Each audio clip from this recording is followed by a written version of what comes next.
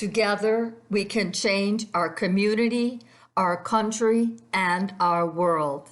Hello, I'm Eloise Johnson. Thanks for tuning in to Pieces of My Mind. The basic theme of my site is to have us look at the interconnectedness of dysfunction within all of our social and justice systems.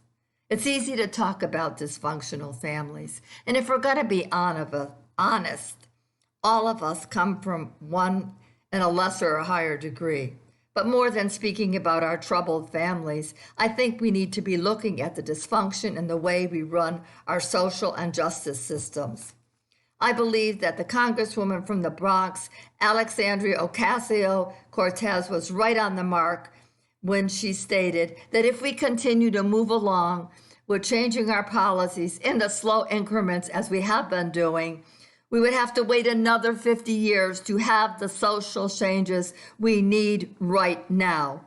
And I have a feeling if we keep going at the pace we are going, 50 years from now, nothing will have moved forward regarding the dysfunction taking place all across our land. We love to take the person that's the one in a million who conquered all the odds of making it in our system. However, from my own life's journey, I have learned that we have a system in place that isn't designed for everyone to rise up and become all they can become. Recently, I found an article that I had written in the early 1990s where I said, I am not responsible for the resistances set before me, but I am responsible for overcoming them. To give you an idea of what I have overcome, I will read from my book, which is titled Dancing Around the Cracks, what Reverend Dr. Rachel McGuire had to say on the back of my book jacket. She said, Eloise Johnson offers us her deeply personal story of living on the soul-crushing edge of every major system, judicial, educational, social services, and healthcare. She gives us an unflinching look at the toll our policies take on human lives. My heart and mind were working on overload for many years as I dug myself out of the many holes our sick systems pushed me down into. And I knew that if I was being pushed down, so were others. I worked hard to get out of those holes with a dream of becoming completely whole. I longed to feel fully alive with the dream to carry on my greatest passion, which was and is to help others realize their amazing gifts and talents. Most of my life, I lived in one form of abuse or another. But after 23 years of marriage, for the first time in my life, I made the decision to say no more to abuse. At that time, I was running a great daycare out of my home. I loved every minute working with those children and their parents, but all that came to an end with the onslaught of abuses from our mediator, first attorney, the opposition lawyer, and ending with a judge. Like every person who entered into divorce court abuse before and after me, I could not believe their treatment of me. It was as if they were saying, you think you know what abuse is? We'll show you what abuse is. I could give you many more pieces, but anyone dealing with a cruel and inhumane criminal treatment in our divorce courts know we all have a similar story with a different twist. I can honestly say that with all the other resistances set before me, once I had overcome them, I just went on my way speaking about them to no one. But the resistance of the very place that should have been there to help me and others that were being abused, all I can say is it was one abuse too many.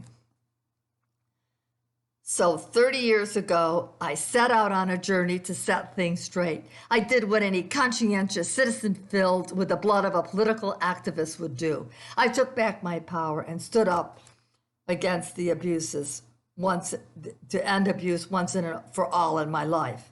I visited with senators, congresspeople, legislators, media, and women organizations. Here are a few examples of why I couldn't get help. I met with a senator in the mall. I was told to send her a letter and meet with her assistants, which I did. When I met with her assistant, I was excited because I saw that there was a folder there with my name on it, and across from my name was the word justice. I really believed she was taking me seriously, but that idea ended swiftly when I couldn't believe the words that were coming out of that woman's mouth.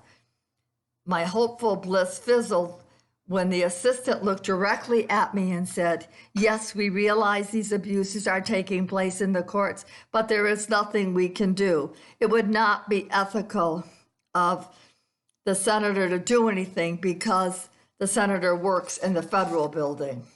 I walked away very befuddled, trying to figure out what the word ethical means to a politician. Hey, I've been on this journey for 30 years, so I have met up with many rejections. I've got many more pieces of rejections in my mind, but I wouldn't want to end this segment without mentioning just a few more pieces. The first piece was at the beginning of my story where a media person told me she thought my cause had merit. She suggested that I have a person that I was working with call her. He called her while I was in his office. And he was only on the phone for not even a minute. And when he hung up, he said that she said, "Divorce court abuse isn't news because it happens every day." Now, that statement was made 30 years ago, and I still can't believe what that media person said to this day. Then I met up recently with a congressperson, and I was telling the congressperson what was happening to another woman that was going through divorce court abuse. And the congressperson looked at me and said, "How sad."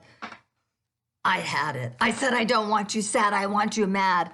The congressperson's assistant came up to me. She told me that she would read my book and then meet with me.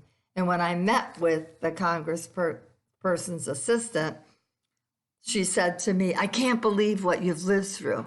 And everything you're doing to try to be heard is everything you should be doing. Keep it up." Then she added the words, "Don't get angry." Don't get angry. Anger is the only appropriate emotion for trying to be heard in my battle to speak, to break the silence of divorce court abuse. It seems to me that once a person gains a position in power, they lose all their power to help those in need to do for them what's really important. About 8 months ago, I visited a news station in our town that claims to expose crimes made in New York State. When I mentioned divorce court abuse to the news person in charge, he told me I would have to come with some solutions. Well, I've thought of a few, and I will be telling you what I think would be good solutions on my next video. Meanwhile, if any of you have suggestions, please send them my way to piecesofmymind28@gmail.com. I think caring is one thing. Caring enough is a whole other matter. Caring enough is for the brave risk takers. It's a sad fact, but it's true. Our dysfunctional system demands that those who care enough to be risk takers. So for this reason, I am sending out this plea to people of positions in power to take their power back, to do what they were elected to do. Take a stand against the wrongs in our community, country, and world, be it politicians, lawyers, women's groups, physicians, media people. I dare you, I double dare you to be a risk taker, to take a stand, to stand up and stand out, to put an end to the trickle-down dysfunction from our justice system into our families. The more brave souls that join together, the better for all of us. Whom among you will contact me to say, "I will go with you to the media"? I reside in Rochester, New York, where we like to celebrate the bravery of suffragette movement with Susan B. Anthony as his leader, who also lived here.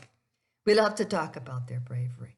Let's make their spirits proud by joining together to break the silence of divorce court abuse. God knows this is another Me Too atrocity that is way overdue. Meanwhile, I will be back in a few more days to give you some more pieces of my mind. And hopefully, I will have gathered a support group. I am new with figuring out how to add more things, such as a blog. So for now, you may reply on a messenger, or, as I said before, pieces of my mind 28 at gmail.com.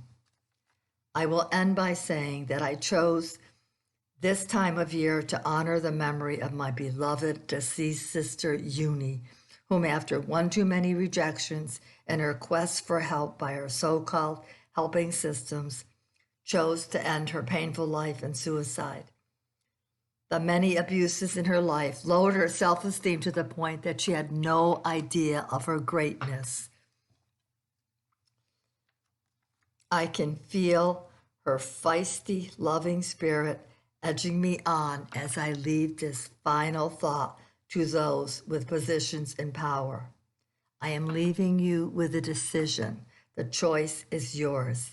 I have a question which only has a yes or no answer. There is no in between. The answer is yes or it is no.